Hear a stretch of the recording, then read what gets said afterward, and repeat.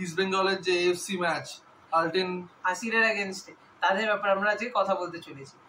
East Bengal শুধু না, এখানে আমাদের ইন্ডিয়ান ফুটবলের খুব বড় ব্যাপার এটা শুরু হতে চেয়েছে, কিন্তু এএফসি তে মোহনবাগান, ইস্ট বেঙ্গল এই দুটো ক্লাব পার্টিসিপেট করছে ঠিকই, কিন্তু এখানে প্রত্যেকটা ইন্ডিয়ানের সাপোর্ট করা উচিত ক্লাব দুটোকে। কেন যে এখানে যদি এরা দুটো ক্লাব ভালো খেলে তাহলে আমাদের এএফসি র্যাঙ্ক বাড়বে, যেটা আমরা চ্যাম্পিয়ন্স লিগ স্পট পেতে পারি পরের দিকে গিয়ে। একদম। আর ইস্ট বেঙ্গল যাদের ফেস করছে তারা তুর্কমেনিস্তানের একদম মানে টপ 2-3 টিমস এর মধ্যে আছে, খুবই ভালো টিম। ওনারা লাস্ট 2014 থেকে 2021 অব্দি টানা ওখানে চ্যাম্পিয়ন হয়েছে। আর আপনারা তো জানেনই একটা লিগ টানা জেতা, সেটা যেমনই লিগ হোক খুবই ডিফিকাল্ট। তো ওরা ওটা করে দেখিয়েছে। আর ওরা তারপরে তুর্কমেনিস্তান কাপ জিতেছে, অনেকগুলো টুর্নামেন্ট, যেগুলো তুর্কমেনিস্তানের রিজনাল টুর্নামেন্ট, ওগুলোতেও খুব ভালো খেলেছে।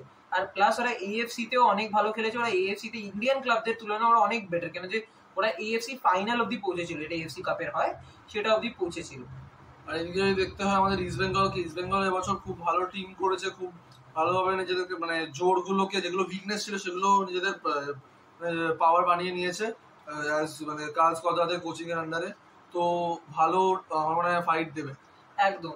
আর এখন তো যা পরিস্থিতি, এখন তো মানে একটা জিনিস তো বোঝাই গেছে, যেটা আমরা আগের ভিডিওতে বলেছিলাম আনওয়ার আলীর ব্যাপারে। এখন তো ডান অ্যান্ড ডাস্টেড যে Anwar Ali is a east Bengal player, উনি ইস্ট বেঙ্গলের জন্য খেলবেন। বাট এইটা এখন আমরা জানি না যে উনি কি কালকে খেলবেন কি খেলবেন না, কেন যে উনি জাস্ট আগের দিন ফিরে এসছেন কলকাতায়, তো আমার মনে হয় না উনি কালকে খেলবেন। বাট যাই হোক, কালকে ইস্ট বেঙ্গলের সাথে একদমই সোজা ম্যাচ হবে না, যে এরকম না যে আমরা নামবো জিতবো উঠে যাবো। আমাদের জন্য একটা খুব টাফ ম্যাচই ওয়েট করছে। একদমই। তুর্কমেনিস্তানের র্যাঙ্ক ইন্ডিয়ার নিচে হলেও মানে একটা লিগ টানা জেতা খুব বড় ব্যাপার একটা টিমের জন্য। একদম।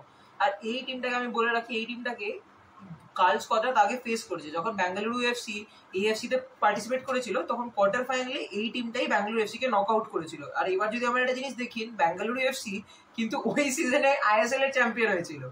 তো এটা একটা খুব বড় ব্যাপার, কিন্তু ওরা যদি আইএসএল চ্যাম্পিয়নকে নক আউট করতে পারে, তাহলে ওরা যদি কালকে ইস্ট বেঙ্গলকেও নক আউট করে, ওটা খুব মানে আশ্চর্যের ব্যাপার হবে না। একদমই। আর কাল স্কোয়াড্রাতকে সেরকম ভাবেই মানে তৈরি হতে হবে এই টিমটাকে ফেস করার জন্য। নিজেদের তিনটে ডিপার্টমেন্ট, অ্যাটাক, ডিফেন্স আর মিডফিল্ড, তিনটেকে স্ট্রং রাখতে হবে প্রথম থেকেই। একদম। আর যদি আমি কালকের লাইন আপ নিয়ে কথা বলি, আমি একটা জিনিস আপনাদেরকে বলে দিচ্ছি, হেক্টর হিউজ তো এখনো কলকাতায় আসেনি। যদি উনি আজকে রাতে চলেও আসেন, আমি গ্যারেন্টি দিচ্ছি উনি কালকে স্টার্ট করছেন না। কাজে ওরকম হতেই পারে না যে উনি আজকে চলে এসে কালকে স্টার্ট করলেন। আর আনওয়ার আলীর কেসটাও আমরা ধরছি যে উনি স্টার্ট করবেন না, তো ওটা আমরা বাইরে রেখে টিমটা বলবো আজকে যা।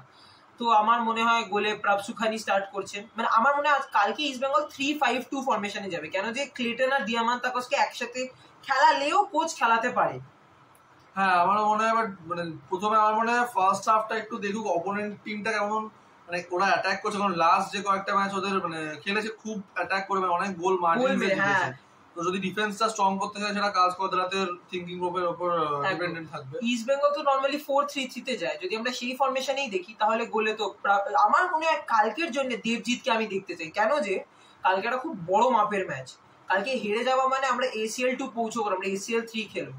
তো আমার মনে হয় কালকে দেবজিতের খেলা উচিত। একদমই। কারণ দেবজিৎ বেশি এক্সপিরিয়েন্স, আর মানে এত বেশি প্রেশার ম্যাচে ওর খেলার মানে ওর ভালো খেলার প্রবাবিলিটি অনেক বেশি। কারণ খুব প্রেশার ম্যাচেও মানে যেমন ISL ফাইনালসেও সেভস দেখেছেন আপনারা, তো ওর মানে আন্ডার প্রেশার মানে one of the best goalkeeper in India. একদম। আর তারপরে ডিফেন্সটা ইস্ট বেঙ্গল ACL অনেকটা আমি স্টেবল বলতে পারি। আনওয়ার আলী যদি নাও ধরি আমরা, তাহলেও হিজাজি মেহের আছে, লালচুনুঙ্গা। লেফট ব্যাকে তো আমার একটা খুব পছন্দের প্লেয়ার প্রবোধ লাকড়া আছে। আর রাইট ব্যাকে এখন তো মোহাম্মদ রাকিবকে দিয়ে শুরু করতে হবে, বা না হলে মার্ক জুথানপুইয়াকেও শুরু করা যায়। আমার মনে হয় মার্ক জুথানপুইয়াকেই শুরু করা উচিত, কিন্তু রাকিব অনেক মিস্টেক করে।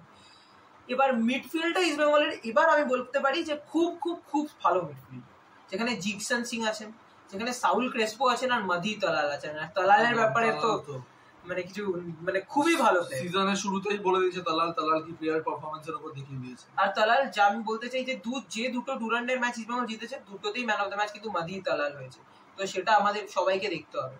আর আমার মতে কালকে লেফট উইংয়ে আমি মহেশকেই দেখবো, আর রাইট উইংয়ে নন্দা কুমারকে দেখবো বিষ্ণুর ওপরে। কেন যে কালকের ম্যাচটা মনে হয় তুর্কমেনিস্তান একটু ফিজিক্যালি স্ট্রঙ্গার অপোনেন্ট, তো ওখানে নন্দা কুমার খেললে বেটার হবে। আর সেন্টার ফরওয়ার্ডে আমি ক্লেটনকে স্টার্ট করতে দেখতে চাই দিয়ামান্তাকসের উপরে। আমি চাই দিয়ামান্তাকস খেলুক, সেকেন্ড হাফে আসুক, বাট ক্লেটন স্টার্ট করুক, কারণ ক্লেটন ইস্ট বেঙ্গলকে অনেক ইম্পর্টেন্ট ম্যাচে অনেক ইম্পর্টেন্ট গোল প্রোভাইড করে। আমার মনে হয় স্টার্টিং এ ক্লেটন খেলুক ফার্স্ট হাফ, তারপরে যদি সেকেন্ড হাফে সেরকম চেঞ্জ করতে হয়, বা সেকেন্ড হাফে যদি গোল কনসিড করে যায়, দুটো স্ট্রাইকার খেলাতে হয়, সেই বুঝে কাজ কদরাত ম্যানেজ করে খেলিয়ে দেবে আমার মনে হয়। হ্যাঁ আমারও সেটাই মনে হয়। আর কালকে not only east Bengal fan, কালকে সব ইন্ডিয়ানদের খেলাটা দেখা উচিত। কেন যে কালকে যদি ইস্ট বেঙ্গল যেতে দুটো ইন্ডিয়ান ক্লাব ACL 2 তে যাবে, এরকম করেই প্রোগ্রেস হয়। আমরা যদি দেখি যদি মোহনবাগান ইস্ট বেঙ্গল আলাদা গ্রুপে, আমরা সবাই চাইবো যে এরা দুটো ক্লাব গ্রুপ থেকে বেরোক, উপরে যাক, মানে নকআউট স্টেজ অব্দি পৌঁছুক, তাহলে ইন্ডিয়ার র্যাঙ্ক ভালো হবে। একদম ইন্ডিয়ান ফুটবলের আরো উন্নতি হবে। আর একটা কথা না বললেই নয়, যদি শুধু ইস্ট বেঙ্গল খেলছে বলে ইস্ট বেঙ্গলের নজর ম্যাচের উপর, তা একদমই না। মোহনবাগানের কোচ মলিনা, তার নজর আরো বেশিভাবে থাকবে এই ম্যাচের উপর, কারণ 18 তারিখ ডার্বি আছে।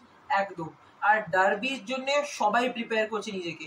এটা আমি একটা বলতে চাই যে ইস্ট বেঙ্গল হয়তো একটু অ্যাডভান্টেজেই বলবো না, বাট ইস্ট বেঙ্গল হয়তো একটা বেটার স্পটে থাকবে। কেন আমি আপনাদের বলছি, ইস্ট বেঙ্গল আলতি নাসিরকে খেলবে, ওরা কিন্তু আমরা যাই বলিনি ইন্ডিয়ান টিমদের থেকে কম্পেয়ার করলে আলতি নাসির কিন্তু অনেক বেটার টিম। আমরা ওদের খেলার হাইলাইটস দেখেছি আমি বসে, তো ওরা কিন্তু খুব ভালো ফুটবল খেলে।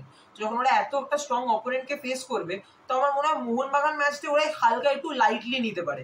সেটা ইস্ট বেঙ্গলের জন্য ভুল হবে যদি ওরা সেটা করে, কেন মোহনবাগান খুবই ভালো টিম বানিয়েছে এবার। একদম, এবার কালকে ম্যাচটার পরে একটু কনফিডেন্স লেভেলটা ইস্ট বেঙ্গলের হাই থাকবে। যদি ইস্ট বেঙ্গল জিততে পারে, যদি হেরে যায় সেটা তো আলাদা, আমরা কেউই চাই না হারুক, তো ওই জন্য হারার কথাটা না তুললেই নয়।